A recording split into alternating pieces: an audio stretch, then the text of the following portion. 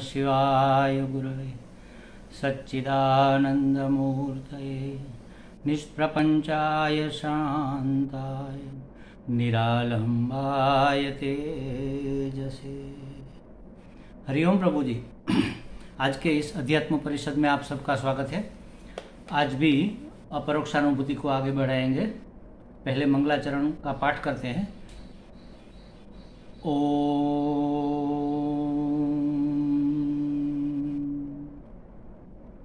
श्रीहरिं परमानन्दम् उपदेष्टारमीश्वरं व्यापकं सर्वलोकानां कारणं तं नमाम्यहम्।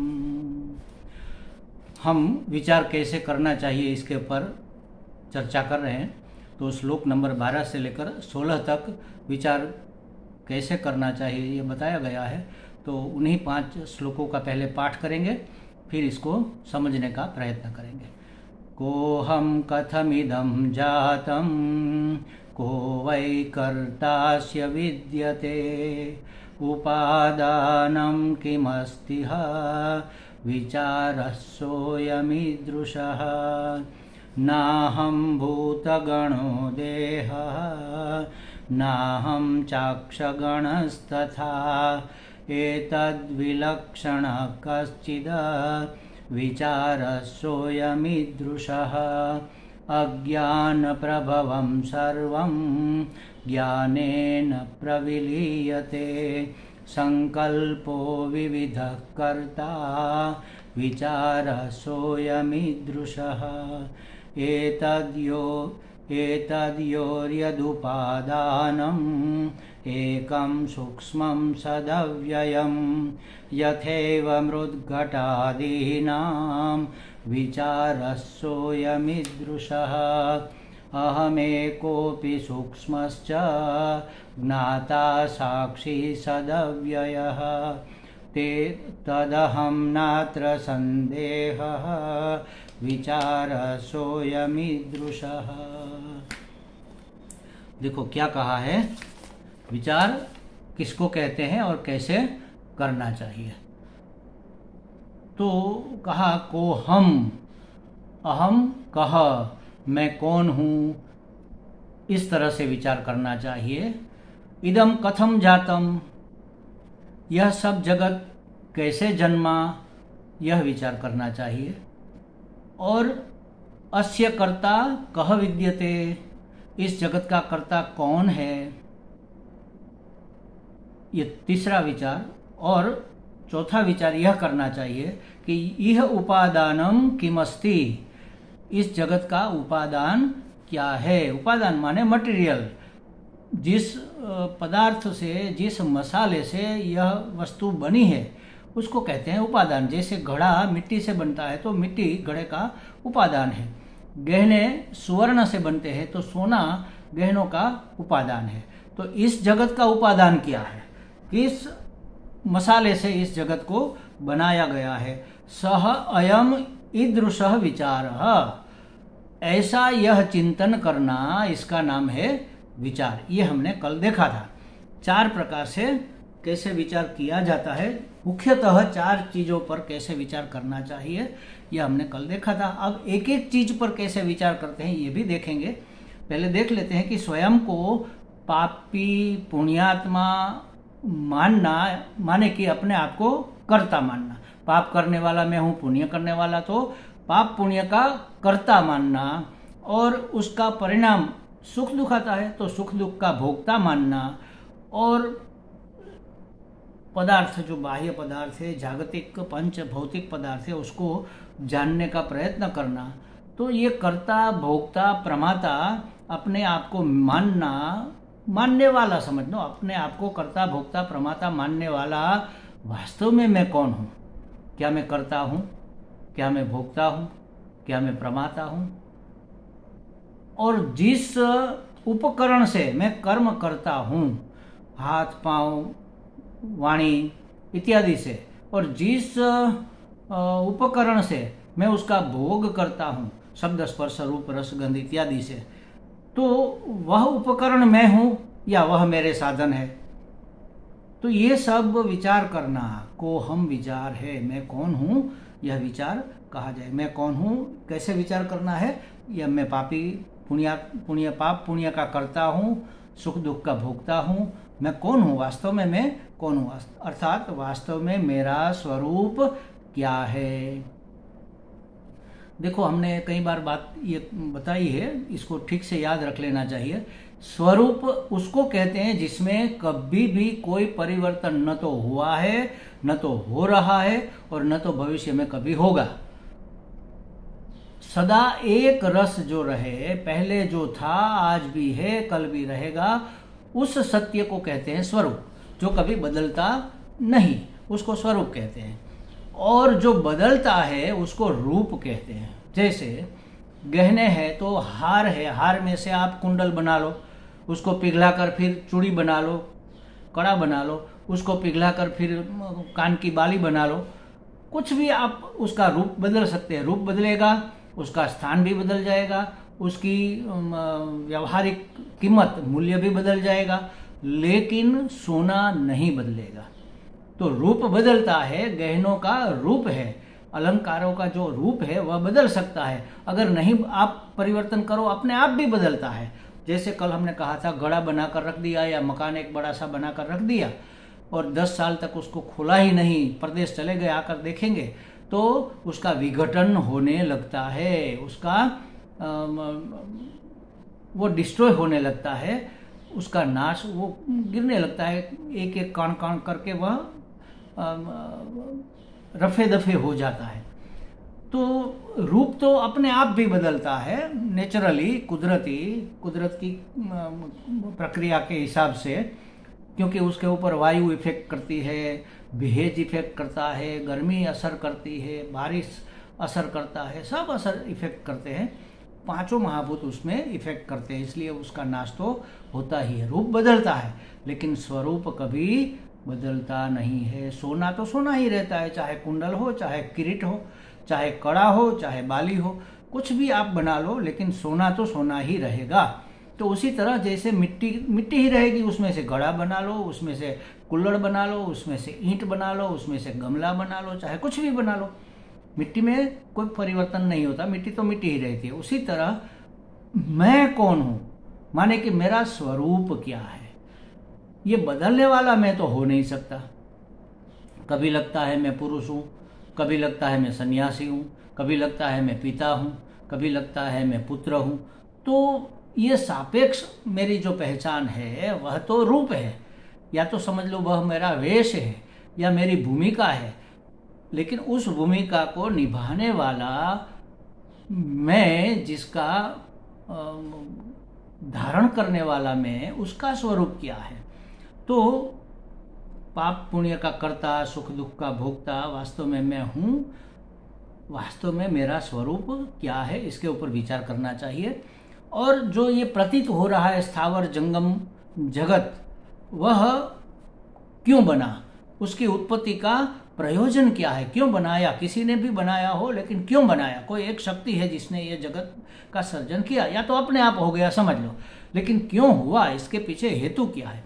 बिना प्रयोजन के तो कुछ हो नहीं सकता, कुछ न कुछ होने का कुछ कारण होगा, जो भी होता है उसका कुछ न कुछ कारण होगा।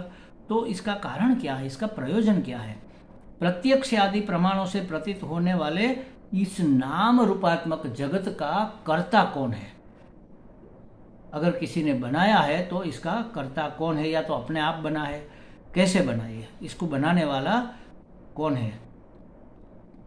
क्या मनुष्य के जीवों के पाप पुण्य से इसका सर्जन होता है, या कोई कर्म फलदाता ईश्वर ने इसका सर्जन किया है, या कुदरती अपने आप ही बन गया है, कैसे बना है, ये स्वाभाविक ही बन गया है, कैसे बना है, इसका कर्ता कौन है, यह विचार करना चाहिए। और चौथा हमने कहा था, इसका उपादान क्या है।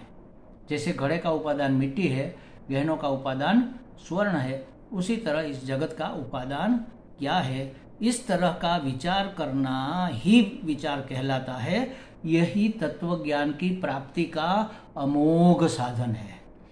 अब एक एक को जरा विस्तार से देखते हैं। तो हमने जो कहा कि हमें मृत्यु से, हमें पराधीनता से, जड़ता से और दुख से छुटकारा दिलाने वाला यह विचार कैसा होना चाहिए।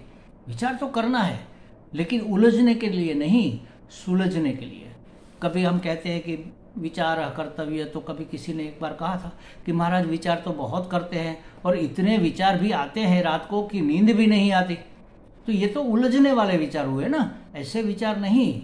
दुख से छुटकारा कैसे मिले, मृत्यु से छुटकारा कैसे मिले, इस जड़ता से छुटकारा कैसे मिले, तो ऐसे छुटकारा दिलाने वाला, उलझन में से बाहर निकालने वाला, सुलझाने वाला विचार कैसा होना चाहिए।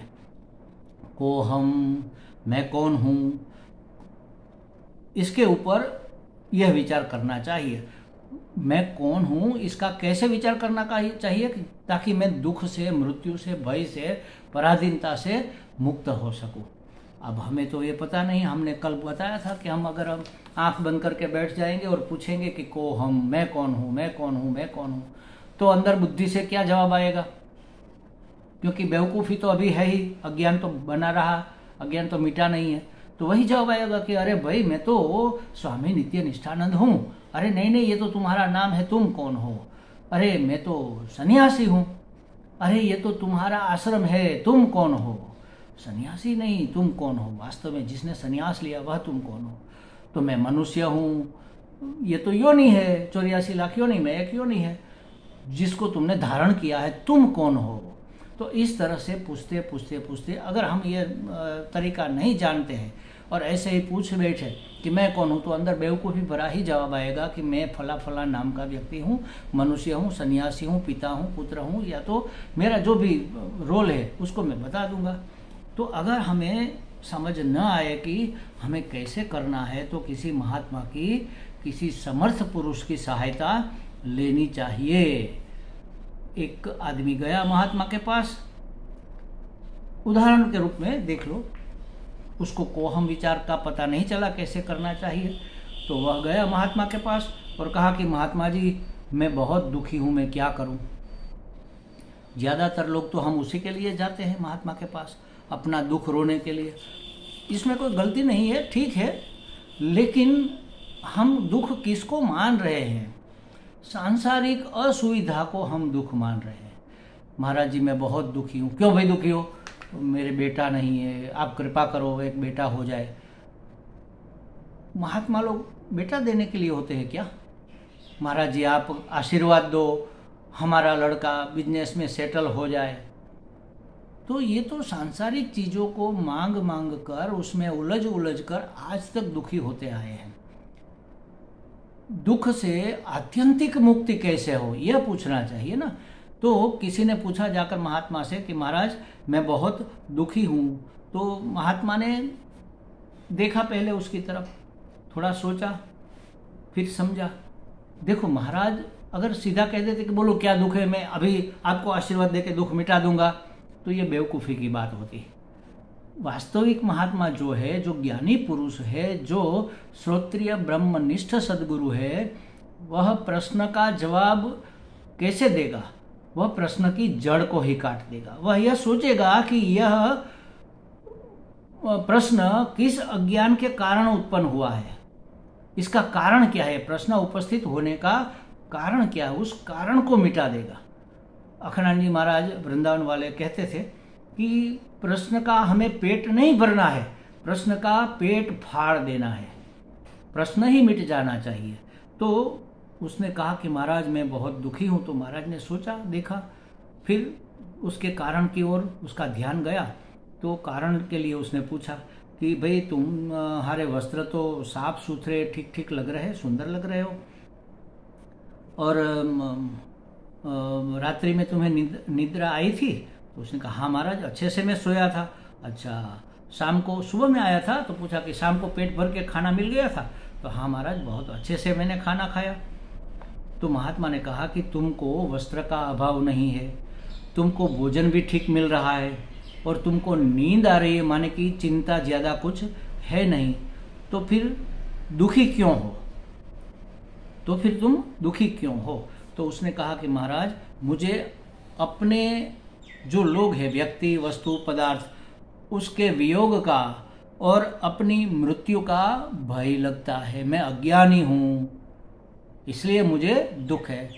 अपने मेरे से बिछड़ जाएंगे, मेरा धन छिन जाएगा, मेरा पद छिन जाएगा, मेरी पत्नी, मेरा पुत्र मुझे छोड़ देगा या मर जाएगा, मेरा धन कोई लूट लेगा, मेरी सुविधा चली जाएगी, ये सब मैं स्वयं मर जाऊंगा। अरे मैं तो बेवकूफ़, मुझे पता ही नहीं मुझे क्या करना चाहिए, तो इसलिए मैं दुखी हूँ। माने कि जिसको मैंने मेरा माना है वह व्यक्ति, वस्तु, पदार्थ छिन जाने का भय है और मृत्यु का भय है, मैं मर जाऊंगा इसका भय है, और मैं कुछ जानता नहीं हूँ, इसलिए मैं भयभीत हूँ।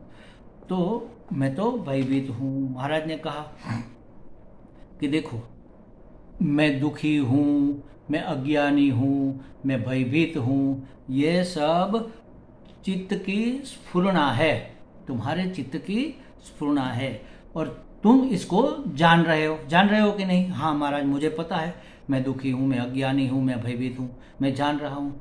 तो चित्त में जो स्फुरण हो रहा है कि मैं अज्ञानी, मैं दुखी, मैं भयभीत, ये जो स्फुरण हो रहा है, उस स्फुरण को तुम देख रहे हो, जान रहे हो, तुम उसके ज्ञाता दृष्टा हो, माने कि तुम उसके साक्षी हो। तुमने अपने दुख को जाना है, अपने अज्ञान को जाना है, अपने भय को जाना है, देखा है। और अगर तुमने अपने अज्ञान को, अपने दुख को, अपने भय को देखा है तो तुम दृष्टा हुए ना।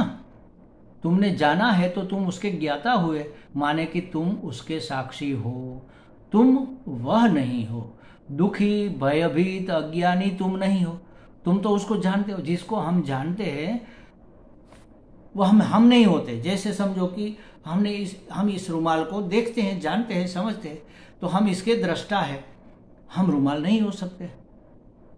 तो महाराज ने ये रास्ता बताया कि देखो, इस तरह से विचार करो कि तुमने इसका ज्ञान प्राप्त किया कि तुम भयभीत हो, तुम अज्ञानी हो, तुम दुखी हो, तुम इसको देखते हो, तुम जानते हो, और इस कारण तुम उससे पृथक हो, उससे अलग हो, तुम वह नहीं हो, तुम इससे जुदा हो। चित्त की इन स्फुरणाओं के तुम साक्षी हो और प्रकाशक हो। देख लो, ये स्फुरना हो रही है, इसको कौन प्रकाशित करता है, कौन बताता है, कौन जनाता है? तुम ही तो प्रकाशित करते हो। तो तुम सुख दुख के, अज्ञान के, भय के प्रकाशक हो और तुम उसके साक्षी हो। जो सुखी दुखी दिखता है वह तुम हो ही नहीं सकते। जो दिखता है वह मैं कैसे होगा? जो मुझे दिखता है वह मैं नहीं हूं, वो मेरे से अलग वस्तु होनी चाहिए। तो तुम तो वह हो जिसे दिखता है। जो दिखता है वह तुम नहीं हो, जिसे दिखता है वह तुम हो। मैं कई बार कहता हूं, जैसे समझो कि अभी आप ये प्रवचन सुन रहे हैं, मैं बोल रहा हूं, आप सुन रहे हैं, तो आप सुन रहे हो, ऐसा जो जानता है आपके अंदर वह तुम हो। सुन रहा है कान, कर्णेंद्रिय, वह तुम नहीं हो, लेकिन कर्णेंद्रिय से सुना जा रहा है, ऐसा कौन जान रहा है?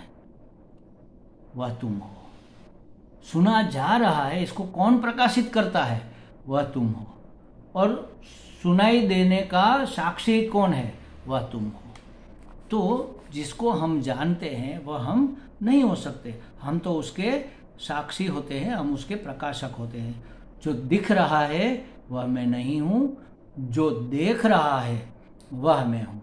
तो इस प्रकार विचार करके को हम, मैं कौन हूँ, यह सोचना चाहिए। क्या मैं ब्रह्मचारी, गृहस्थ, ये जो 4 आश्रम है, तो उसमें समझो कि पहला, क्या मैं ब्रह्मचारी हूँ या गृहस्थी हूँ? अच्छा, मैं वो ब्रह्मचारी नहीं हूँ, ये तो आश्रम है जो मेरे ऊपर आते जाते हैं।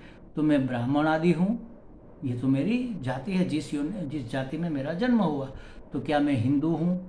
यह मेरा संप्रदाय है, ये मेरा धर्म है। क्या मैं मानव हूँ? ये मेरी योनि है। क्या मैं युवान या वृद्ध हूँ? ये मेरी अवस्था है। क्या मैं जागृत या सुसुप्त हूँ? ये भी मेरे मन की अवस्था है।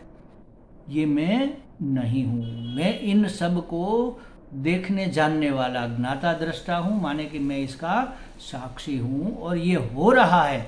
इसको कौन प्रकाशित करता है? मैं। इसको प्रकाशित करने वाला मैं हूँ। जो प्रकाशित करता है, जो साक्षी है, जो जानने वाला है, ये सब देखो जो हमने कहा ना, ये सब तो परिवर्तनशील है। ब्रह्मचारी सदा ब्रह्मचारी नहीं रहेगा, एक दिन गृहस्थी या सन्यासी हो जाएगा। ब्राह्मण तो रहेगा, समझो पूरी जिंदगी रहेगा, लेकिन मरने के बाद दूसरा जन्म होगा तो वो टिकने वाला नहीं है।